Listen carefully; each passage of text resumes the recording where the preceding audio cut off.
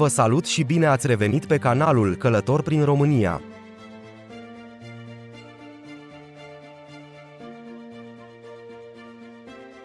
După ce am vizitat capodoperele lui Brâncuș din Târgu Jiu, ne-am hotărât să mergem la Hobița să vizităm Casa Marelui Sculptor. Hobița este un sat din județul Gorj situat la aproximativ 25 de kilometri de Târgu Jiu. Aici, foarte aproape de Casa Muzeu, se află un mic parc în mijlocul căruia este amplasată o statuie a sculptorului. La Hobița s-a născut Constantin Brâncuș în data de 19 februarie 1876 în familia lui Nicolae Radu și a Mariei Brâncuș. Familia sculptorului se ocupa cu creșterea animalelor și prelucrarea lemnului.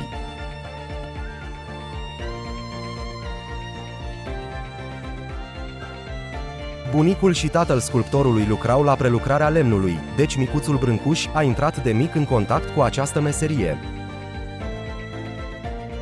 De mic, Brâncuș era remarcat în sat și chemat de vecini pentru mici lucrări de sculptură în lemn necesare în gospodăriile lor. La vârsta de 11 ani pleacă din satul natal la Târgu Jiu, apoi la Slatina și pe urmă la Craiova, unde urmează școala de arte și meserii. Urmează școala de bele arte din București, după care în anul 1904 se hotărăște să plece la Paris pe jos. În drum spre Paris, lângă Luneville, o ploaie torențială rece l-a făcut să cadă la pat, bolnav de pneumonie. Îngrijit de câteva măicuțe locale, le oferă în semn de recunoștință o cruce sculptată în lemn, care se păstrează și astăzi.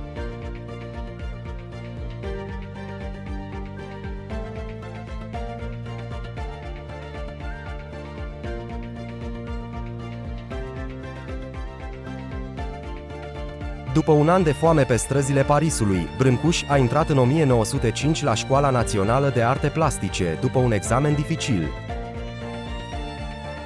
În anul 1914 are prima mare expoziție la New York. După această expoziție, faima sculptorului crește exponențial. Casa Muzeu se află pe terenul moștenit de Brâncuș de la părinții săi și a fost restaurată în 1971. Ea a fost strămutată și reconstruită după ce casa originală a ars într-un incendiu.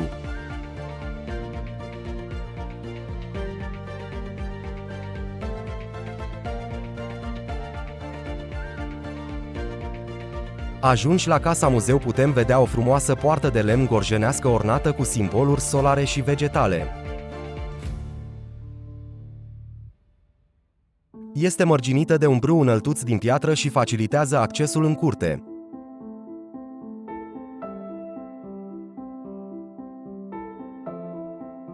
Am intrat în prima cameră, cea de locuit, în care se află mobilă și obiecte necesare somnului.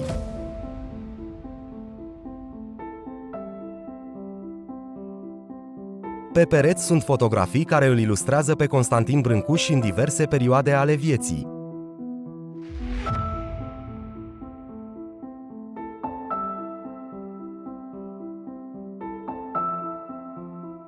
Ne atrage atenția o ladă de zestre și un registru al stării civile.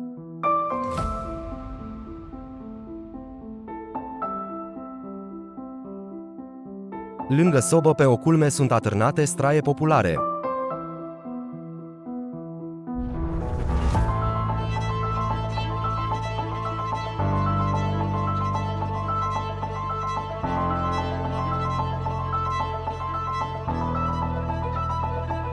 Patul, care am înțeles că este de scândură, este acoperit cu textile colorate.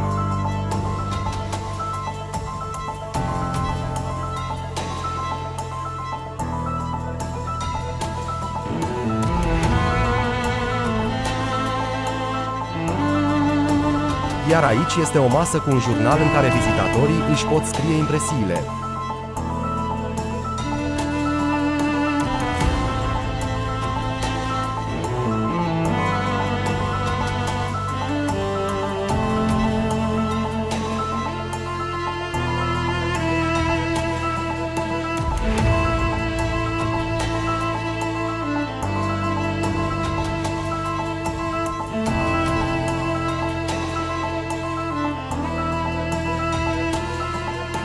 La fereastră se află așezat un război de țesut autentic.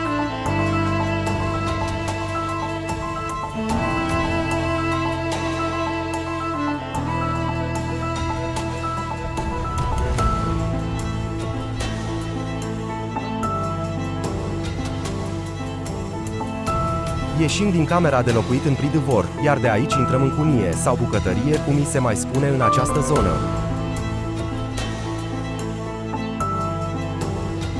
Piesa centrală a încăperii este vatra de foc și măsuța joasă, rotundă, cu scăunele pe care se strângea familia la masă. Aici sunt adunate obiecte specifice gătitului, mâncatului, dar și alte obiecte.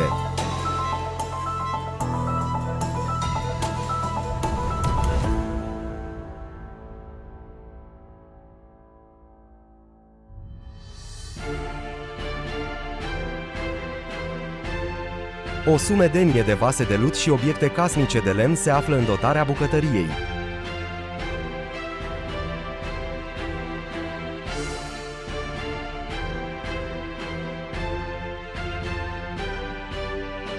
Și un opaiț, sursa de iluminat în anii aceia.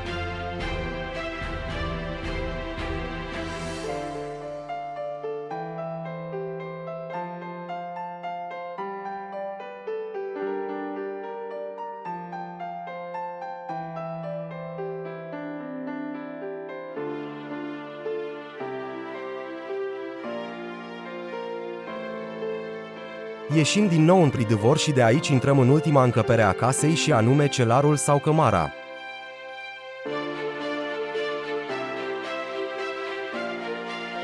Cămara e singura încăpere care n-are tavan drept și de unde se poate urca în pod.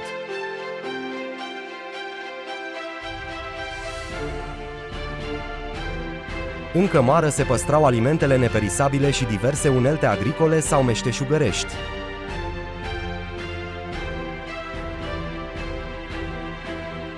Acum sunt expuse obiecte și unelte din lemn, nuiele sau metal cu rol în agricultură, viticultură și transport. E un fel de magazin atelier depozit.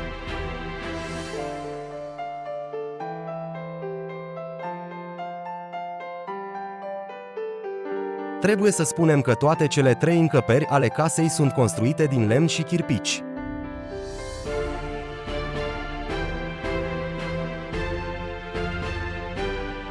În curte, vizitatorii pot găsi o fântână cu cumpănă, un grajd vechi, o magazie și mulți pomi fructiferi.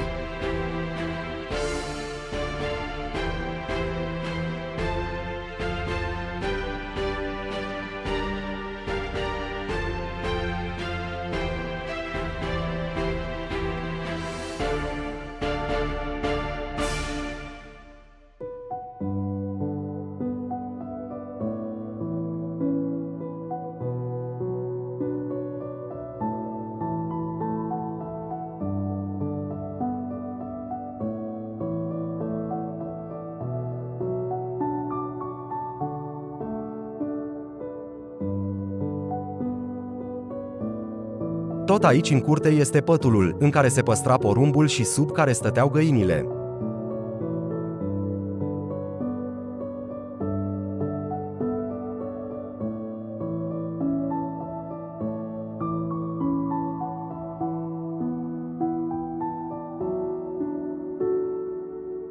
Aici e pivnița, o construcție anexă unde se țineau unelte agricole și instalații de obținere a băuturilor alcoolice, vin, țuică. În toamna anului 1922, Brâncuș vine la Hobița cu Eileen Lane, o americancă de origine irlandeză, cu care petrece clipe de neuitat. Printre iubirile lui Brâncuș le amintim pe pictorița Margit Pocani, prințesa Maria Bonaparte și Maria Tănase. Povestea lor de dragoste a început în 1938 la Paris, unde se organizase o expoziție de artă populară românească. Deci Constantin Brâncuș avea 62 de ani și Maria Tănase doar 25. Pasiunea lor puternică a făcut-o să se mute în atelierul sculptorului. Fascinată de personalitatea lui Brâncuș, Maria era admirată de artist pentru felul în care cânta. Totuși, relația lor a devenit tensionată când Brâncuș a început să fie posesiv și să critique alegerile Mariei de a cânta în cârciumi. După un an, cei doi s-au despărțit, iar după moartea lui Brâncuș, Maria a fost profund afectată.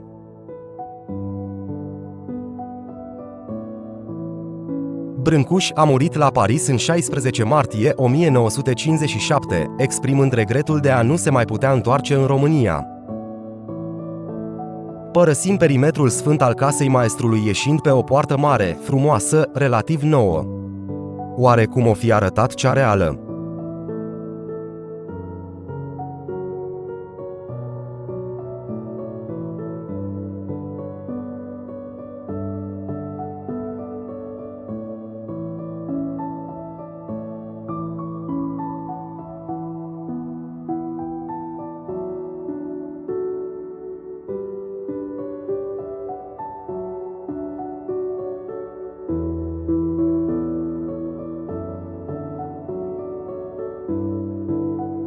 Ultimele imagini sunt luate din Parc Sculpturi din Hobița, locația poate fi găsită pe Google Maps.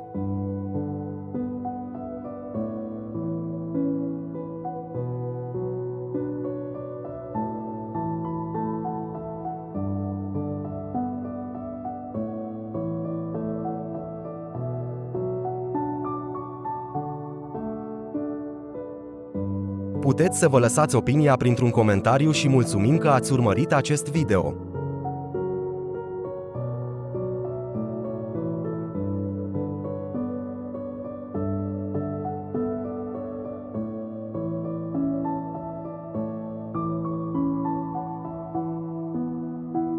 Dacă v-a plăcut, distribuiți și prietenilor.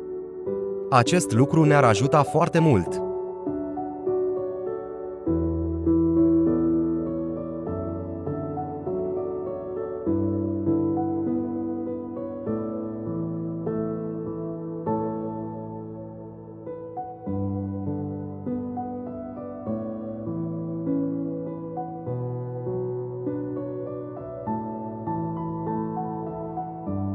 Vă mulțumesc că v-ați abonat la acest canal, iar dacă nu ați făcut-o, vă rog frumos să o faceți.